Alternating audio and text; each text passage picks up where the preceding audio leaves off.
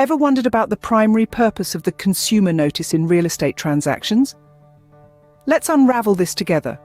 The consumer notice is a document that plays a critical role in real estate transactions.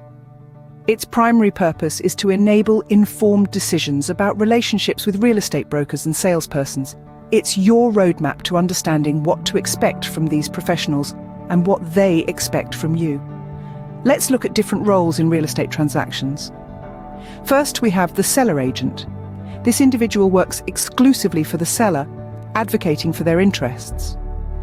On the other side of the transaction, we have the buyer agent who works exclusively for the buyer, ensuring that their interests are protected. Sometimes, an agent might act as a dual agent, representing both the buyer and the seller. This requires the written consent of both parties involved. It's a delicate role that requires balance and integrity. Another role you might encounter is the designated agent. This person acts exclusively for either the seller or the buyer within a real estate company. Their role is to offer representation and guidance to one party, while another agent in the same company may represent the other party. Now let's talk about the transaction licensee.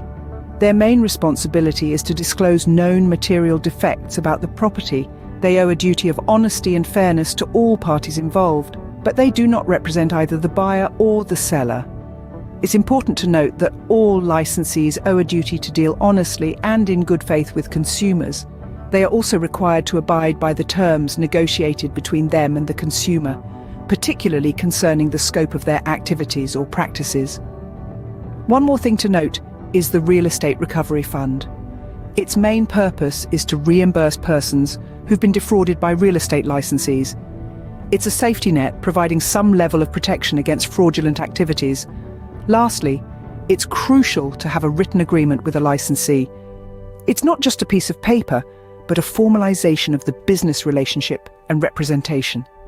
Remember, understanding the consumer notice is a key step in making informed decisions about relationships with real estate brokers and salespersons.